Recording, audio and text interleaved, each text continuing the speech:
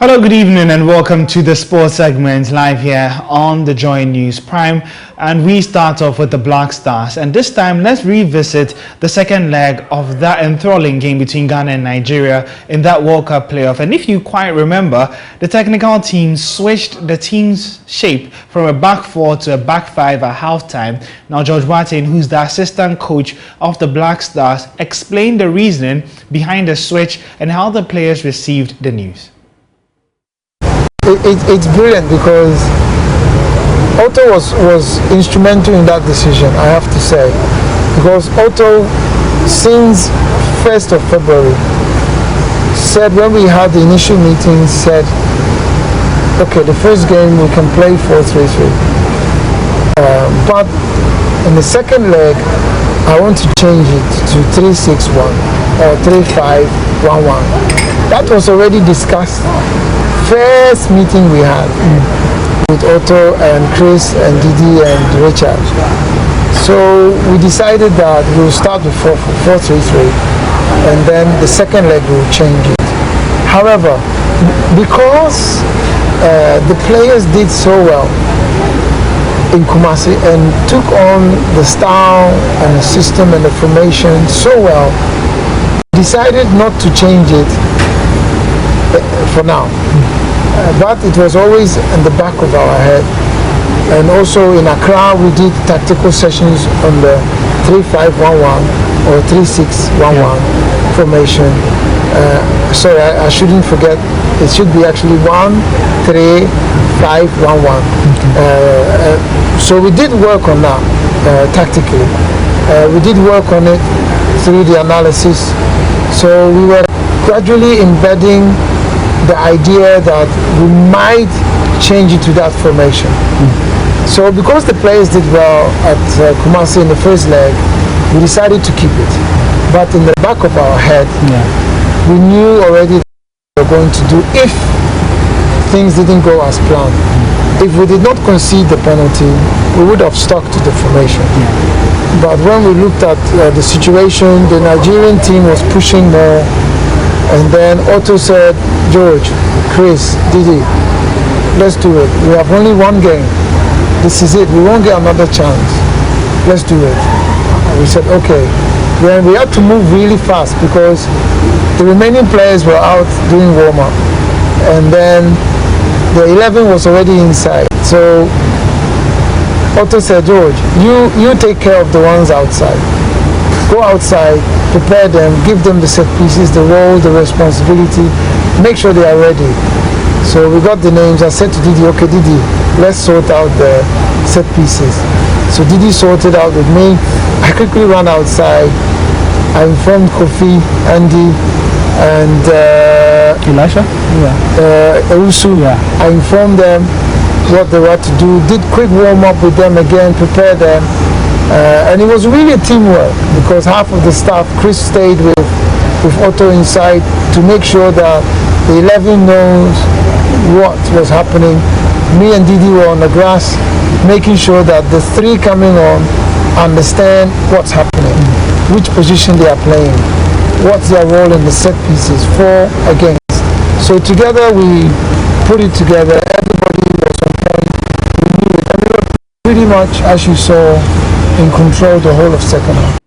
Well, a lot of high-profile personalities in the country have congratulated the Black Stars after securing a ticket to Qatar 2022. Now, President of Ghana Rugby and former Chief Executive Officer of Asante Kotoko, Herbert Mensah, has also hailed the four-time Africa Cup of Nations champions after their heroics in Abuja. Congratulations to the Black Stars. Really, the performance in Abuja has lifted a whole nation. The world is in difficulty. People are going through hardship, and to put a smile on the nation's face, especially one who was skeptical, although many of us who came out of AFCON were clear that AFCON was not good enough, but also clear that we could and would win against Nigeria, and we did. And all I can say is congratulations. Your coach, Otto Addo, made a very relevant statement the other day, at least it was attributed to him, where he spoke about, yes, the thing that they do as technical people. You went to Nigeria and you out-muscled, out-bullied a more fancy team. Some would say a squad deeper than our own. But the difference was we went to Abuja, we were in Kumasi better prepared.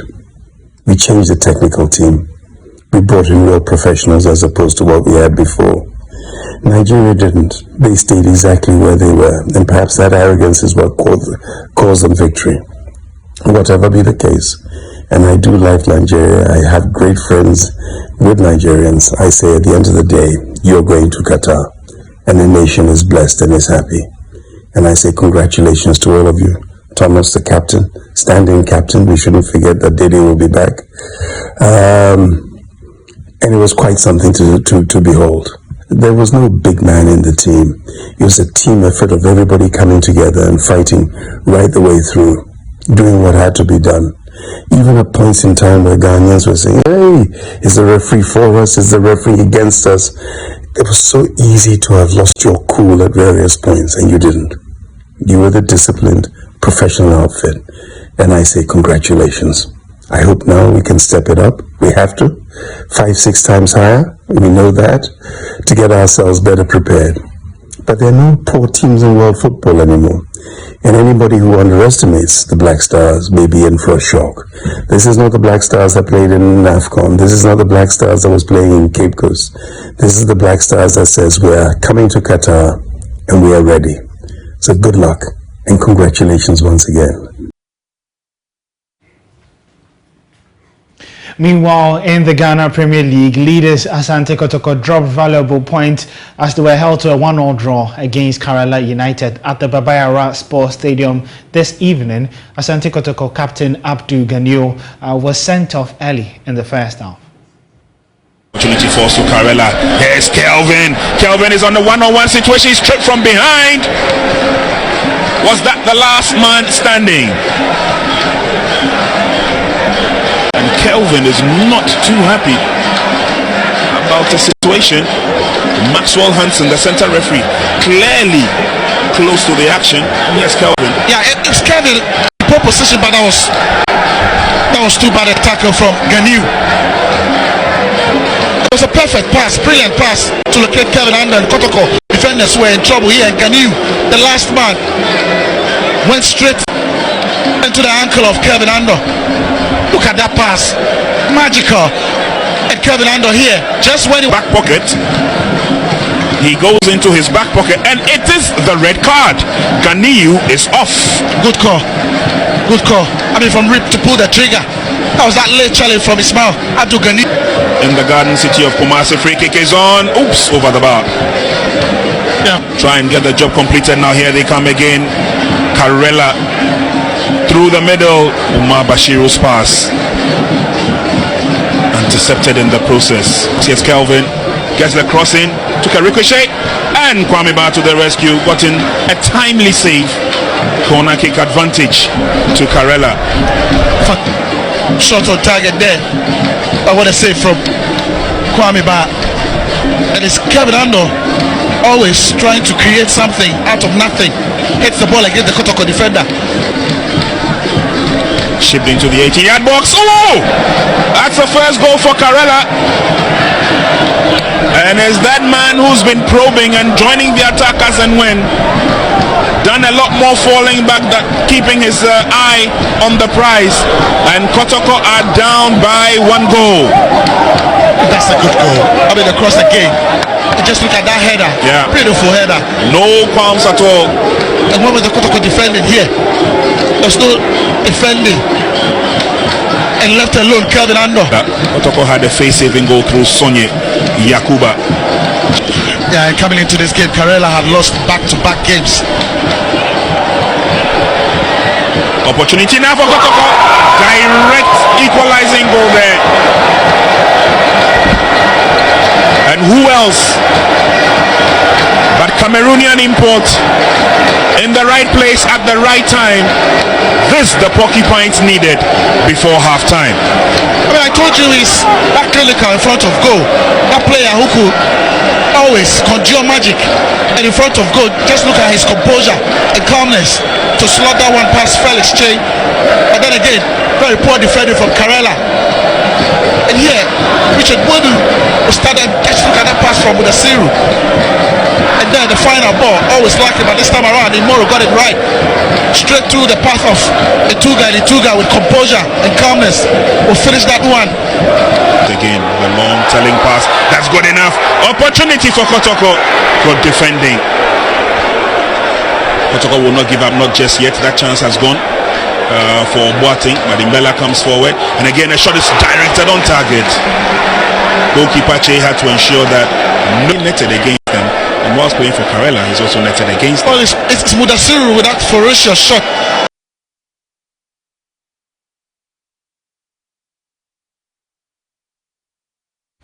Well, the World Cup draw comes off tomorrow, and Ghana would be finding out who they are facing in Doha later this year. But let's just remind ourselves of the various pots that the countries would be in.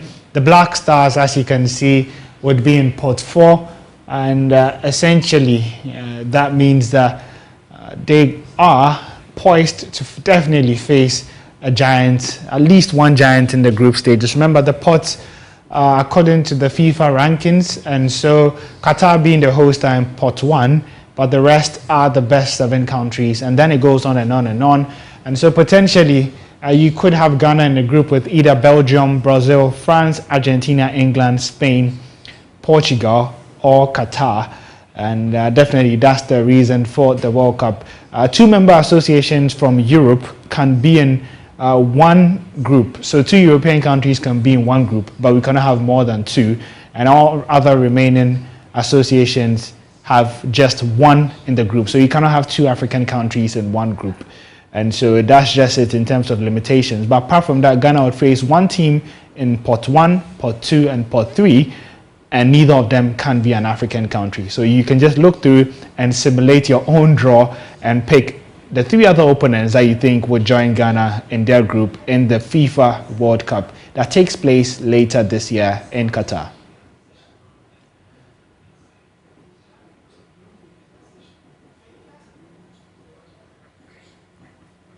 Well, as we build up to the draw, my colleague Gary Al Smith is currently in Doha, and he was there for the FIFA Congress, which will be coming to later. But he's been speaking to some journalists ahead of the draw, and he's been speaking to a couple actually. That's Nigerian journalist Ayeni Olusegun, and then Iranian journalist Sajjad Inanian. I think a team like Senegal, for instance, they have a good chance to go beyond the group stage and hopefully go past Ghana. It's an achievement in the 2010 World Cup and maybe get to the semis, who knows. But I am worried a little about Cameroon. I'm not too sure about them, but Senegal for me is the team. And Tunisia, maybe I'm not too confident about the team because I saw them in the Arab Cup. They can play, but do they have the mental strength to get through challenges? So I am rooting for Senegal, and I hope Ghana can do us proud also in West Africa, so we can have, West Africa represented in the round of 16 and further like that. So considering you watched the Arab Cup, and I mean everybody was saying that because the teams in the Arab Cup had enough competition, and so it was going to help them qualify for the World Cup.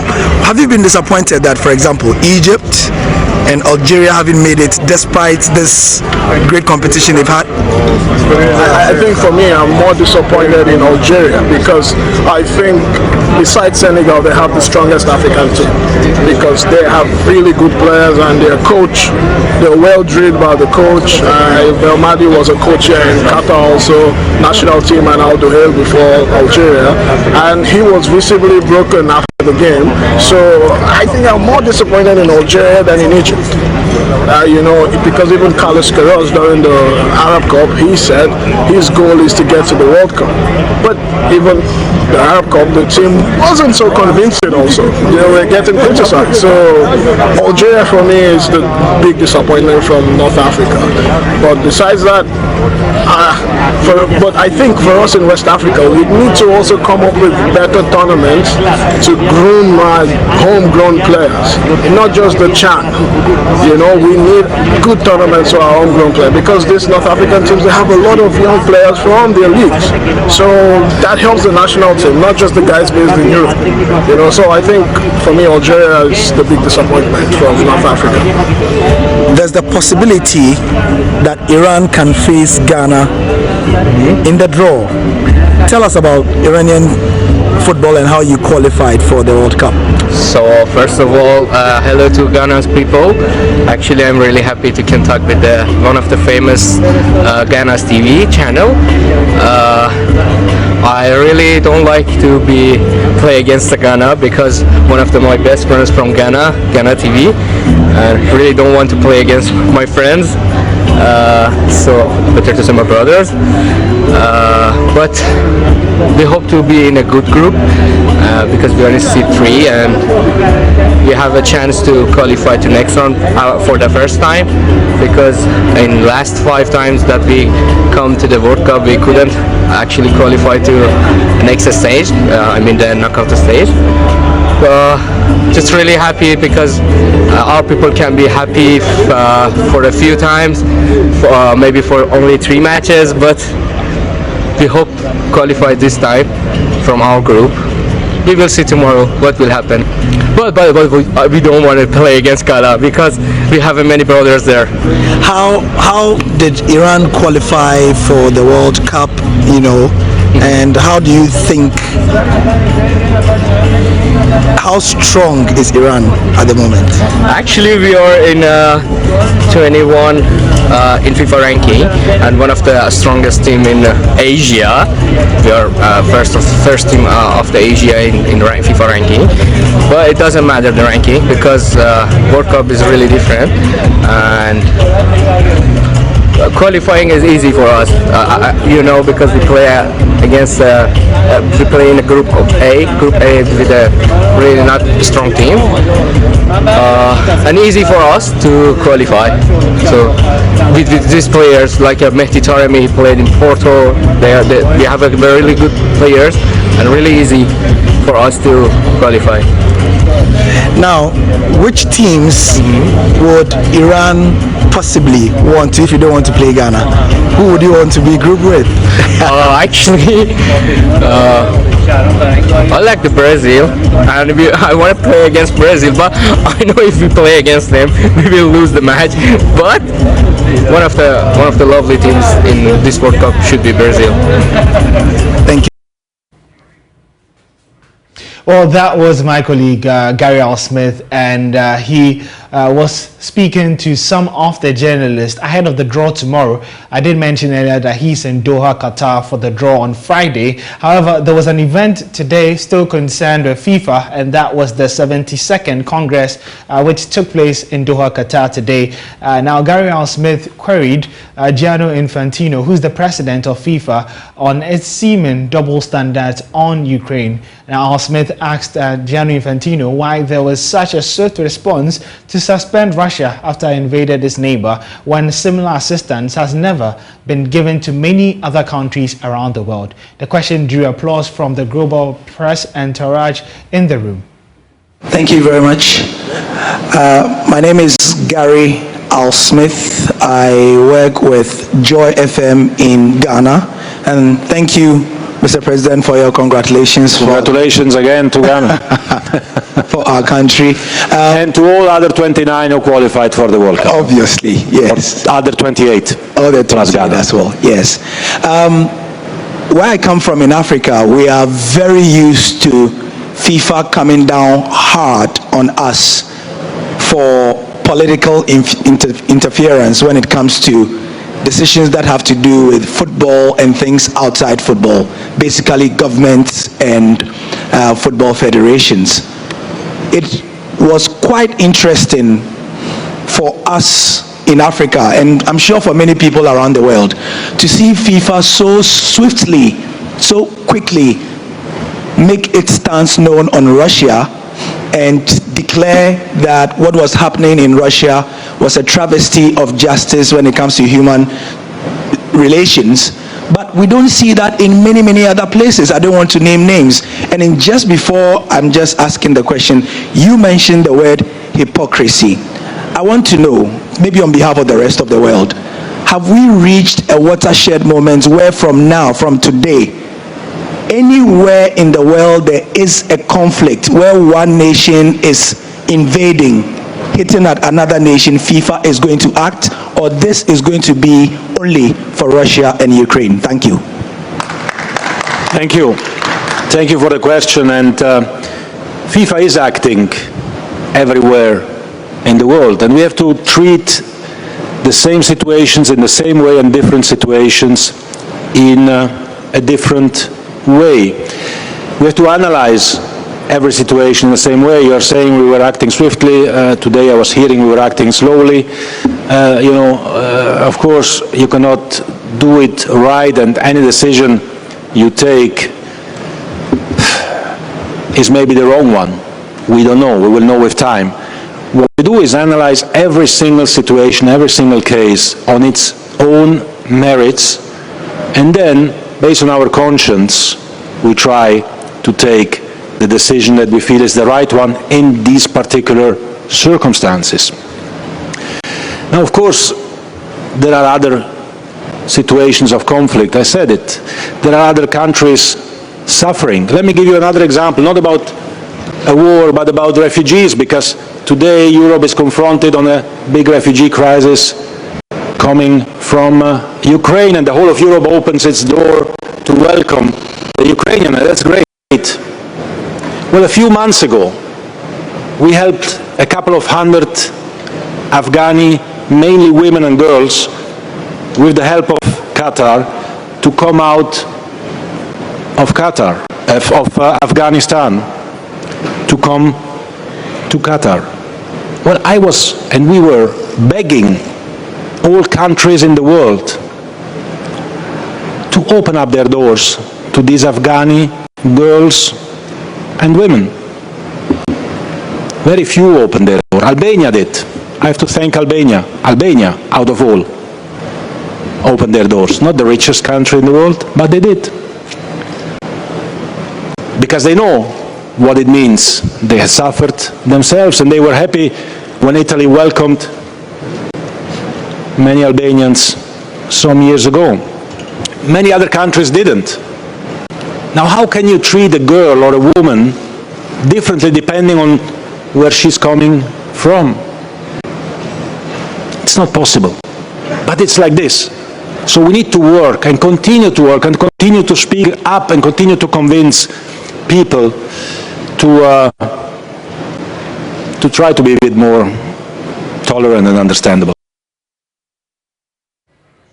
Well, that's the note on which we'll be wrapping up the sports segment here. Remember, tomorrow at 3:45 p.m. live here on the Joy News channel, we'll bring you a special build-up program to the World Cup playoff, which, of course, you should be interested in because you want to find out which other 3 teams would be in Ghana's group later in Qatar for the Football Mundial, and that program comes your way at 3:45 live here on the Joy News channel, and so you do want to make a date. We'll be getting reactions and behind the scenes from Gary Al Smith, who would be on the grounds in Doha for the FIFA World Cup playoffs. In case you want updates online and also the latest stories in the world of sports, you can follow us on social media at Joy Sports GH on Facebook, Instagram, and Twitter as well. My name is Owuraku, and that's how we wrap up the show here. We'll be back again tomorrow to usher you into what should be a fantastic weekend.